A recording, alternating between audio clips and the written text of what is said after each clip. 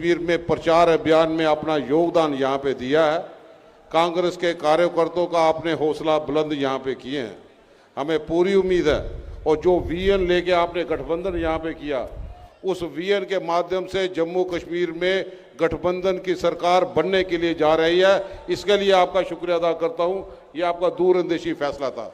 मुद्दे बहुत ज़्यादा हैं, लेकिन मैं उम्मीद करता हूँ कि आप being leader of opposition Jammu Kashmir के अवाम की, चाहे वो स्टेट का दर्जा हो, चाहे गवर्नर की पोस्ट हो, चाहे बुजुर्गों की पेंशन को बहाल करने की बात आए, विधवाओं की पेंशन बहाल करने की बात आए, आंगनवाड़ी कार्यकर्ताओं का ऑनरेरियम बढ़ाने की बात आए, आशा वर्कर्स का भी कम से कम जो जद्दोजहद यहाँ पे कर रहे हैं, उनके हक की लड़ाई हमें लड़नी है। लेकिन सबसे ज़्यादा ज़रूरी है, मैं राहुल जी गुजारिश करूँगा कि जम्मू कश्मीर में रेफ्यूजियों का बहुत बड़ा मुद्दा यहाँ पे है। पार्लियामेंट में आवाज़ उठाएं कि वन टाइम सेटलमेंट के लिए जो हमारी सरकार इनको 30 लाख रुपया देना चाहती थी, लेकिन यहाँ की सरकार ने उनको सिर्फ 5.5 लाख रुपया दिया है। ये पूरी रिफ्यूजी बरादरी के लोग भरोसा करते हैं राहुल जी, आपने जब अपोजिशन का रोल अदा किया, रिफ्यूजियों के हक की बात की जाएगी, क्योंकि उनकी ज़मीनें सारी पाकिस्तान में हैं। उनके बच्चों का गुजारा करना बड़ा मुश्किल हुआ। मैं ये दो बड़े खुशनसीब हैं कि मनमोहन सिंह जी ने, हमारी कांग्रेस की लीडरशिप ने 30 लाख का पैकेज दिया। आज हर एक रिफ्यूजी घर से बाहर निकल के आपके हक में वोट डालने के लिए जा रहा है, क्योंकि उम्मीद है राहुल जी किससे। और यहाँ पे नहीं, भाजपा ने इस बरादरी को, जो पहाड़ी स्पीकिंग लोग थे, जो रजौरी पुंछ में लाते थे, उनको तो एसटी स्टेटस दे दिया। वही भाषा बोलने वाले लोग जो जम्मू जिले में रहते हैं, उनको कोई ऐसी स्टेटस नहीं दिया। ये भी यहाँ की बहुत बड़ी मांग यहाँ पे है। और मैं समझता हूँ कि स्मार्ट मीटर का मुद्दा, जिसने हर घर में बड़ा मुश्किल से गुजारा करना लोगों को मजबूर कर दिया, ये टैक्स वसूलने वाली सरकार है कि स्मार्ट मीटर गुजरात में नहीं है, लेकिन जम्मू कश्मीर में कोई रोजगार नहीं, बच्चे सारे बेरोजगारी में, 10 साल से बेरोजगारी, एक चपड़ासी नहीं लगा, एक टीचर नहीं लगा, लेकिन टैक्स वसूलने के लिए, बिजली के किराए वसूलने के लिए, जो हमारा ही प्रोजेक्ट था, हमारी बिजली थी, हमारा ही पानी था, लेकिन हम पे व्यापार के जरिए थोपा जा रहा है। और उम्मीद है राहुल जी से कि आप गरीब की आवाज़ को बुलंद करेंगे, पार्लियामेंट में आवाज़ को बुलंद करेंगे और हमारे हक की लड़ाई। और यहाँ तक कि भाजपा ने लोगों पे, हमारे पे प्रॉपर्टी टैक्स लगाने की बात की। जम्मू कश्मीर पाकिस्तान से जूझता रहा, बारूद के धमाकों की आवाज़ें सुनता रहा। कई परिवार जो जिन्होंने शहादत यहाँ पे दी है, आज प्रॉपर्टी टैक्स लगाने की बातें यहाँ पे करते हैं। एक स्टेट में 2 यूटी लगा के जम्मू कश्मीर के आम आवाम को जख्मी कर दिया है। उम्मीद करते हैं आपसे आप मरहम लगाएंगे। और मैं आपको दावे से कहता हूँ, जितनी तड़प आपने जम्मू कश्मीर में इस चुनावी अभियान में दिखाया, जिस दिन नोटिफिकेशन निकली, आप और खड़गे साहब आए, कांग्रेस के कार्यकर्ता का मॉरल बूस्ट हो गया। और हमें आपको भरोसा दिलाता हूँ, यही कार्यकर्ता, यही बैकबोन है। तूफानों से लड़ते हुए, पत्थरों से लड़ते हुए, चट्टानों से लड़ते हुए राह बनाएंगे और पश्चिम लड़ाएंगे, जिसमें कांग्रेस गठबंधन की सरकार बनेगी। मैं आपका बहुत बहुत शुक्रिया अदा करता हूँ। शुक्रिया, जय हिंद। हमारे बीच राहुल जी के साथ पूरी टीम के हमारे लीडर्स भी आए हुए हैं। अभी मैं विनती करता हूं हमारे जो कैंडिडेट हैं उनको कि राहुल जी के सामने खड़े रहें। राहुल जी उनको आप सबकी तरफ से शुभकामनाएं देंगे। सबसे पहले 72 सीट से बिश्ना के हमारे नीरज कुंडन जी चुनाव लड़ेंगे, एक के बाद एक। उसके बाद हमारे जम्मू साउथ के रमन भल्ला जी, जिनको आपने सुना है। इसके 60 सीट 75 से टीएस टोनी जी आ जाए, वो खड़े रहेंगे।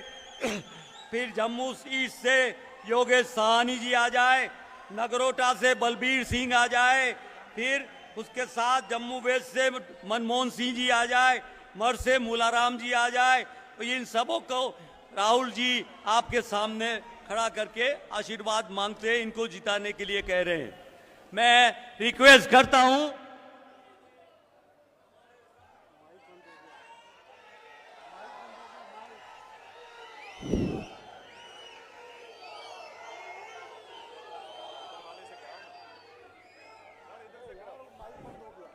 राहुल जी को आके आप सबको आने वाले समय के लिए हमें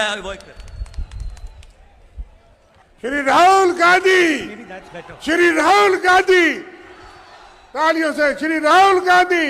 सिली है। राज बैठो। इंडियन नेशनल कांग्रेस, जोर से इंडियन नेशनल कांग्रेस।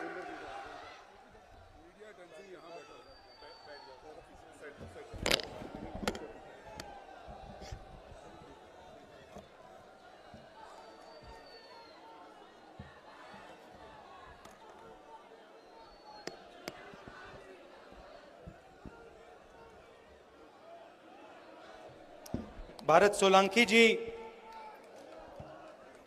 मुकेश अग्निहोत्री जी, विकार रसूलवानी जी, हमारे कैंडिडेट्स रमन भल्ला जी, मुलाराम जी, नीरज कुंदन जी, तरनजीत सिंह टोनी जी, मनमोहन सिंह जी, बलबीर सिंह जी, योगेश साहनी जी, स्टेज पे कांग्रेस पार्टी के सीनियर नेता, गठबंधन के नेता, भाइयों और बहनों, प्यारे कार्यकर्ताओं, आप सबका यहां बहुत बहुत स्वागत, नमस्कार। कैसे हैं आप लोग? मूड कैसा है आपका? मूड बढ़िया है?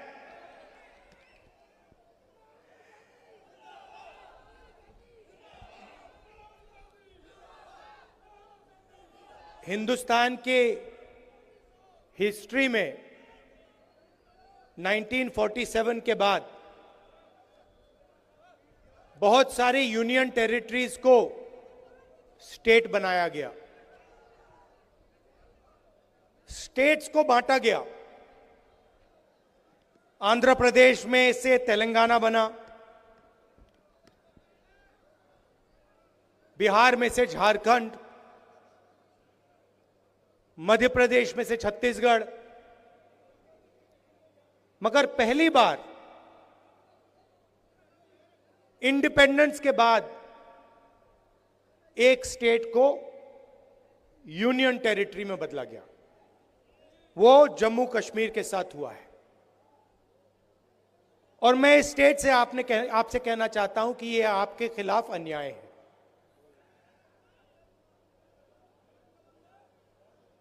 आपका लोकतांत्रिक हक आपसे छीन लिया गया है और आज जम्मू कश्मीर के लोग नहीं चलाते हैं। आज जम्मू कश्मीर को दूसरे स्टेट के लोग चलाते हैं। हमने सोचा था कि चुनाव से पहले आपको स्टेटहुड वापस मिल जाएगा और सही तरीका वही था। सही तरीका था कि पहले स्टेटहुड दो और उसके बाद चुनाव कराओ। अब ठीक है, पहले चुनाव करा दिया, मगर हम चाहते हैं कि जल्दी से जल्दी आपका जो लोकतांत्रिक हक है, जम्मू कश्मीर का जो स्टेटहुड है, वो आपको वापस मिले।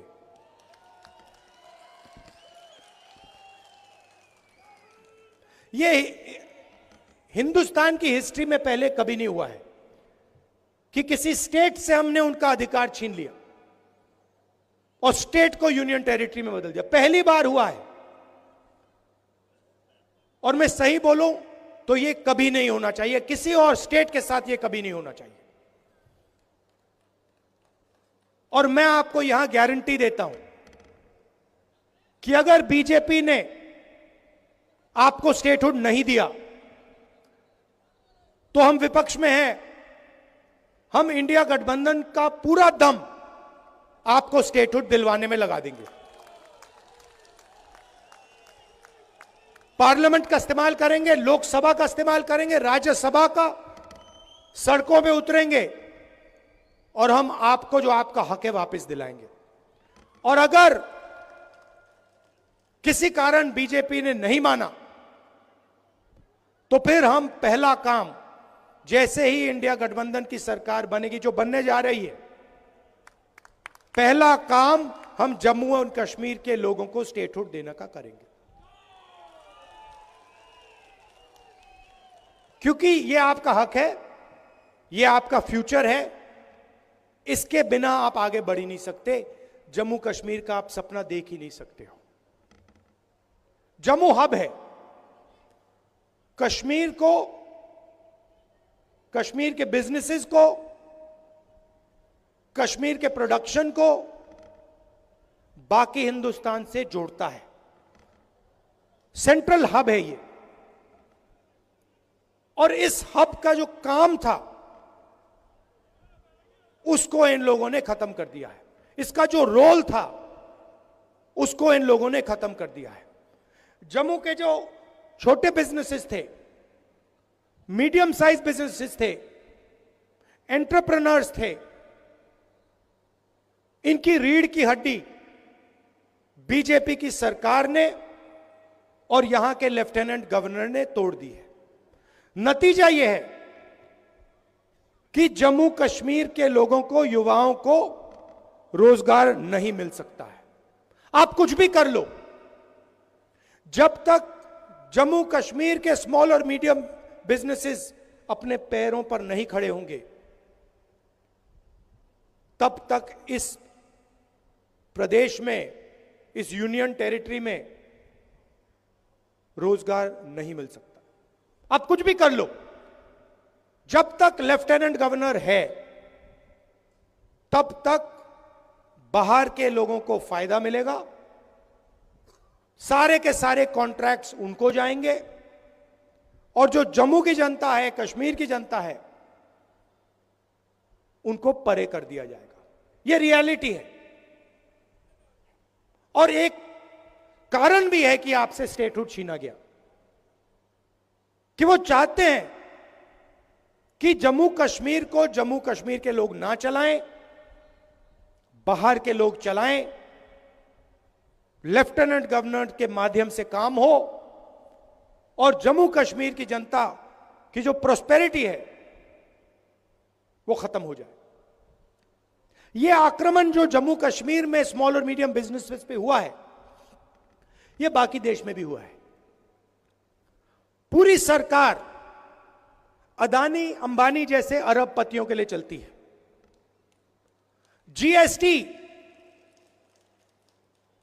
जीएसटी एक हथियार है। जम्मू के एंटरप्रेन्योर्स, जम्मू के स्मॉल और मीडियम बिजनेसेस पर आक्रमण करने का हथियार है। नोटबंदी एक हथियार था। यह पॉलिसीज नहीं है, यह हथियार हैं, और इनका लक्ष्य रास्ता साफ करने का है। किसके लिए? अदानी और अंबानी जैसे अरबपतियों के लिए। नोटबंदी और जीएसटी ने, गलत जीएसटी ने हिंदुस्तान में लाखों स्मॉल और मीडियम बिजनेसेस खत्म कर दिए। अभी मेरा प्रोग्राम था, कुछ मिनट पहले मेरा प्रोग्राम था, एक लड़की आती है, कहती है, राहुल जी मेरा सपना था, मैं छोटा बिजनेस चालू करना चाहती थी। गवर्नमेंट ने कहा कि ग्रांट मिलेगा, मैंने पूरी प्रिपरेशन कर दी, एरोमेटिक्स का मेरा बिजनेस था, मैंने पूरी तैयारी कर दी, मुझे कहा कि पैसा मिलेगा, पैसा नहीं आया। मेरी मां की डेथ हो गई, मेरे पिता ने मेरी मदद की, मगर मेरा बिजनेस खत्म हो गया। आज मैं छोटा बिजनेस नहीं चलाना चाहती हूं, क्योंकि मैं जानती हूं कि जम्मू कश्मीर में छोटा बिजनेस नहीं चलाया जा सकता है। मगर यही आपकी रीढ़ की हड्डी है, यही आपकी स्ट्रेंथ है, इसी में आपका रोजगार है, इसी में आपका भविष्य है। और आप किसी भी युवा से पूछ लो, वही जवाब मिलेगा। वो लड़की अब कह रही है कि मैं एडमिनिस्ट्रेशन में जाना चाहती हूं, मैं आईआईटी में जाना चाहती हूं। आईआईटी में कितने लोग जाएंगे? एडमिनिस्ट्रेशन में कितने लोग जाएंगे? 1% जाएंगे, 2% जाएंगे, 3% जाएंगे, 5% जाएंगे। 95% का क्या होगा? जहां भी देखो वहां आपको अदानी अंबानी दिखेगा। पहले आपका रोल था कश्मीर के सेब यहां से निकलते थे, आप बाकी हिंदुस्तान में भेजते थे। आज पूरी की पूरी सेब की इंडस्ट्री अदानी के हाथ में है। हिमाचल का सेब अदानी के हाथ में, जम्मू कश्मीर का सेब अदानी के हाथ में। और यही हर इंडस्ट्री में यही हो रहा है। एयरपोर्ट में जाते अडानी टैक्स, पोर्ट में जाओगे अदानी टैक्स, मोबाइल फोन चलाओगे अंबानी टैक्स, सड़क पे चलोगे अदानी टैक्स, अनाज में अदानी टैक्स, सेना हथियार का प्रयोग करेगी अदानी टैक्स, कारतूस अदानी टैक्स, अग्निवीर अदानी टैक्स। ये कब तक चलेगा? 16 लाख करोड़ रुपए कर्जा माफ किया है अदानी अंबानी जैसे 25 लोगों का, नरेंद्र मोदी।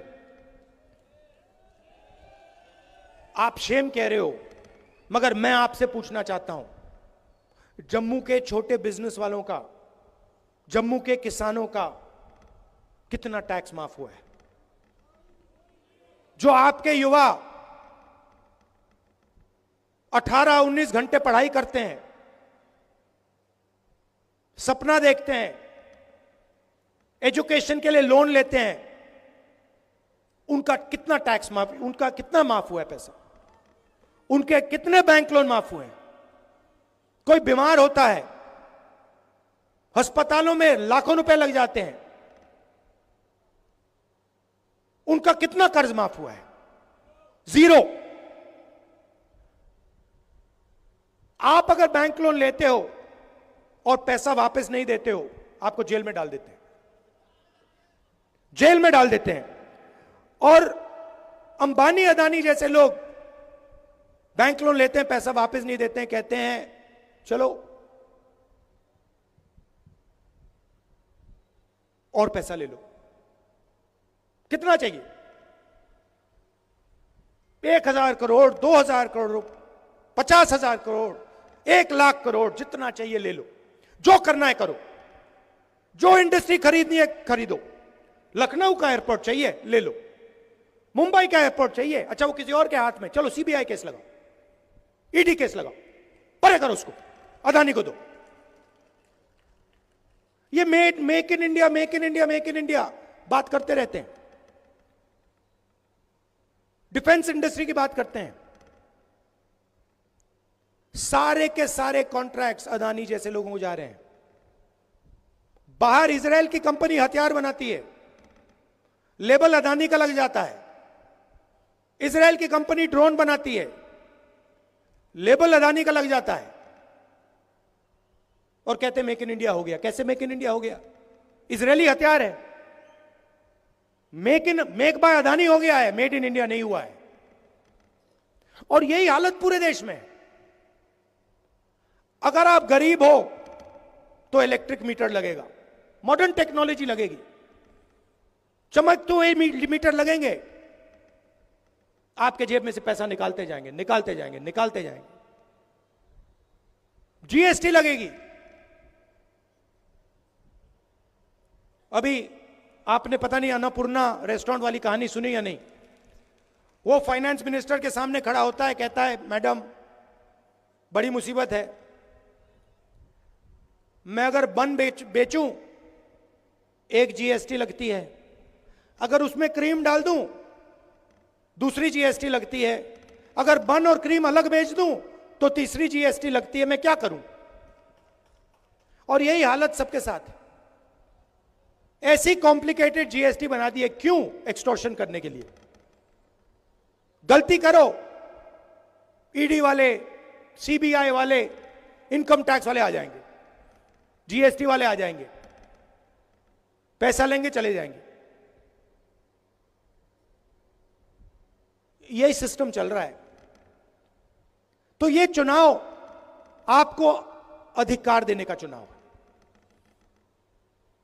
और शुरुआत स्टेटहुड है।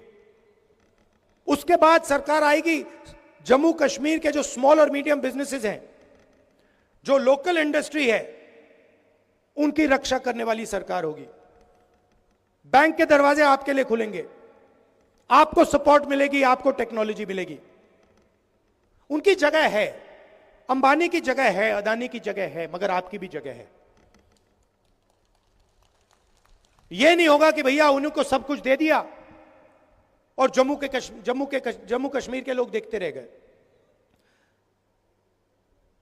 पीओके से रेफ्यूजीज आए, उनसे मनमोहन सिंह जी ने वायदा किया था, वो वायदा पूरा किया जाएगा। सॉरी, कश्मीरी पंडित से जो मनमोहन सिंह जी ने वायदा किया था, वो वायदा पूरा किया जाएगा। और जो हमारे रेफ्यूजीज हैं, जो पाकिस्तान ऑक्यूपाइड JNK से आए हैं, 2014 में जो उनको वायदा किया गया था फाइनेंशियल पैकेज का, वो भी हम पूरा करके दिखाएंगे। ये जो स्मार्ट मीटर्स लगा रखे हैं, ये जो नरेंद्र मोदी जी की टेक्नोलॉजी है, इसको हम यहां से हटा देंगे, ये हमें नहीं चाहिए। और जो पंजाबी है, इसको हम ऑफिशियल लैंग्वेज बना देंगे। मगर मेन बात मैं आपसे कहना चाहता हूं कि देखिए, एक तरफ हिंदुस्तान के प्रधानमंत्री हैं, उनका डायरेक्ट कनेक्शन ऊपर है, वो भगवान से बात करते हैं। सुबह उठते हैं, वो कहते हैं कि भैया मैं नॉन बायोलॉजिकल हूं, आप लोग बायोलॉजिकल हो, नरेंद्र मोदी नॉन बायोलॉजिकल है, वो इंसान नहीं है, वो डायरेक्ट भगवान से कनेक्शन लेता है। सुबह भगवान उनसे कहते हैं क्या करना है, वो करते हैं। हम इंसान हैं, हम आप जैसे हैं, हम आपकी बात सुनना चाहते हैं, समझना चाहते हैं, और ये दिल का रिश्ता है। मैं लोकसभा में हूं, ऑपोजिशन लीडर हूं, जहां भी आपको मेरी जरूरत हो, जहां भी जरूरत हो, रेफ्यूजीज के मामले में हो, स्टेटहुड के मामले में हो, स्मॉल मीडियम बिजनेस के मामले में हो, जहां भी आप मुझे ऑर्डर करोगे, जो भी आपका हुक्म होगा, मैं आपके लिए वहां कर दूंगा। और जब भी आप चाहोगे कि भैया राहुल जम्मू आओ, हमारी बात सुनो, हमारी मदद करो, मैं आपको आपके सामने दिखूंगा। आप सबका दिल से मैं धन्यवाद करना चाहता हूं। नमस्कार, जय हिंद।